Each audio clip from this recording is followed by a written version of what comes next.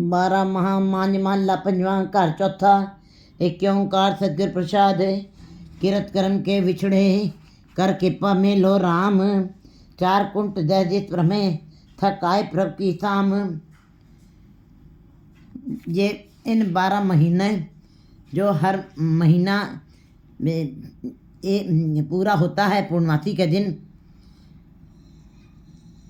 और 12 महीने गुरमत के अनुसार और हिंदू सनातन धर्म के अनुसार 12 महीनों का ये 12 महीने जिस दिन महीना शुरू होता है उस दिन को संक्रांत, गुरमत के अनुसार संक्रांत कहा जाता है, और सनातन धर्म के अनुसार संक्रांति कहा जाता है। संक्रांति का मतलब है क्रांति होना, क्रांति होना। संक्रांति उस दिन सूरज जो है एक राशि से दूसरी राशि में प्रवेश करता है, और प्रवेश करने से ग्रह नक्षत्रों की चाल बदलती है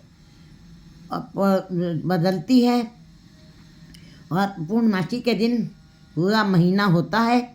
उस दिन समुद्र के अंदर ऊंची ऊंची लहरें उठती हैं।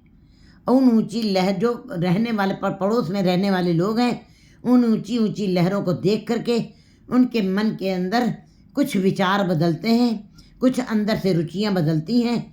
और ये क्रिया हर महीने होती है, क्योंकि सूरज एक राशि से दूसरी राशि में प्रवेश उस दिन करता है। और पूर्णमासी का मतलब कि मास पूरा हुआ है तो समुद्र में ऊंची ऊंची लहरें नेचर से निकलती हैं, और जो समुद्र के किनारे रहने वाले लोग हैं उनके मन के ऊपर इन ऊंची ऊंची लहरों के उठने से जरूर ही रुचियों में बदलाव आता है। मन के अंदर कुछ परिवर्तन जरूर होते हैं, विचारों में बदलाव आता है। लेकिन हर महीने ऐसा नज़ारा देखते हुए मनुष्य ने अपने मन में यही सोच लिया है, ये जो ग्रह नक्षत्र की चाल बदलती है संक्रांति के दिन और पूर्णमासी के दिन, जब एक मास ज्वार भाटा की लहरें उठती हैं समुद्र के ऊपर, ऊंची ऊंची लहरें, इसी के कारण हमको सुख और दुखों की प्राप्ति होती है। इसी के कारण हमारे जीवन में सुख दुख आते हैं। लोगों ने इन नज़ारों को देखते हुए अपने जीवन में इन्हीं नज़ारों को सुख दुख के साथ जोड़ लिया। लेकिन गुरु अर्जन देव जी ने इस बात को गुरमत के अनुसार नहीं माना है। उन्होंने कहा कि हाँ, कि संक्रांति क्रांति हुई है, ग्रह नक्षत्रों की चाल बदली है, और पूर्णमासी के दिन मास पूरा हुआ है, समुद्र में लहरें उठी हैं, मौसम बदला है, अंदर मनुष्य मन में विचार बदल सकते हैं, कुछ रुचियां बदल सकती हैं, ये बात मानी जा सकती है। लेकिन अगर ये कहा जाए कि इनके कारण मनुष्य के जीवन में सुख दुख घटित होते हैं, जो भी जीवन दुख जो मनुष्य दुख भोग रहे हैं तो इन्हीं के कारण हो रहा है, इन्हीं संक्रांति के कारण हो रहा है, गुरु जी ने नहीं माना। उन्होंने कहा नहीं, ये जो सुख दुख हैं ये तो मनुष्य के किए गए कर्मों के अनुसार ही मिलते हैं उनको सुख। हर जीव को जो भी दुख और सुख का भोग वो कर रहे हैं अपने जीवन में, ये इन संक्रांति के कारण नहीं हो रहा है, ये उनके किए गए शुभ और अशुभ कर्मों के कारण हो रहा है। तो गुरु जी ने 12 माह में पहले ही एक छोटा सा प्रस्तावना उन्होंने खींची है कि कैसे इस मन के ऊपर तुम्हारे अच्छे बुरे कर्मों के कारण तुम्हारे मन के अंदर जो भाव उठते हैं उसके कारण तुमको सुख और दुख मिलते हैं, तुम्हारे किए गए कर्मों के कारण मिलते हैं, ना कि ये ग्रह नक्षत्रों की चाल से, ना कि ये लहरों के उठने से। गुरु जी बता रहे हैं कि ओंकार सतगुर प्रसाद किरत कर्म के विछड़े कर कृपा मिलो राम।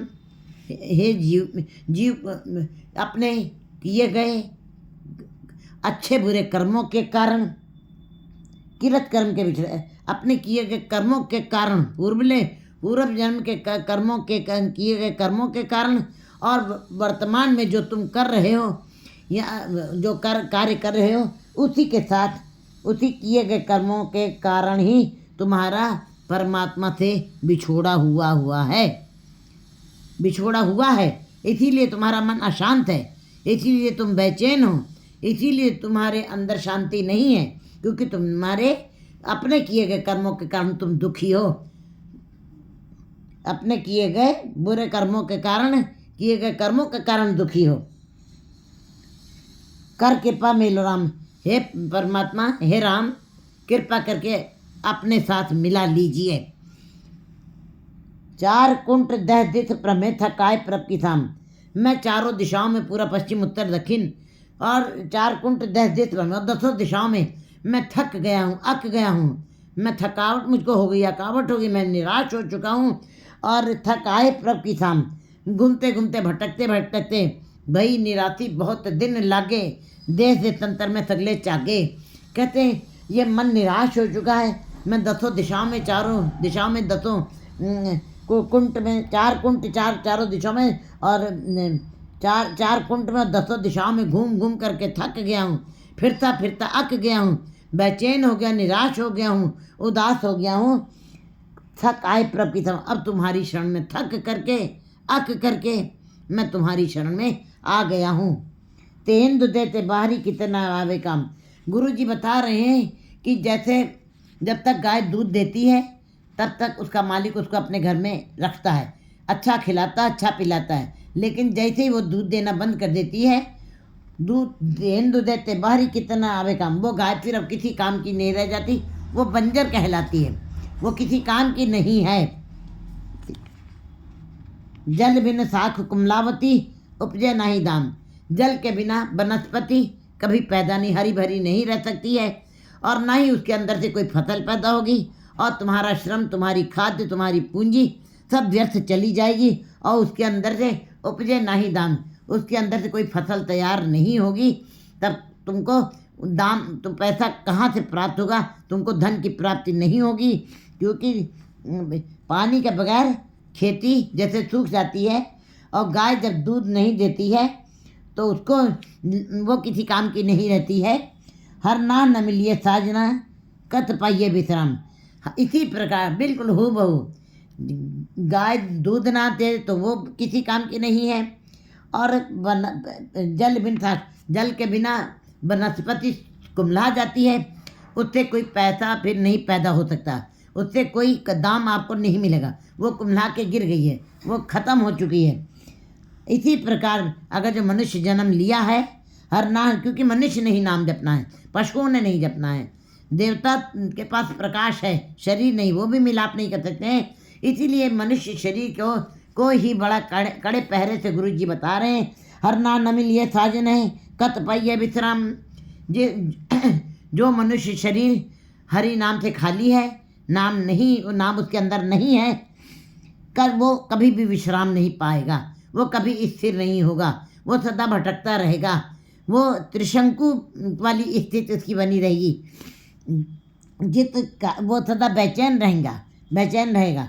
जित कार हर कंत न प्रगटई, पाठन नगर से ग्राम।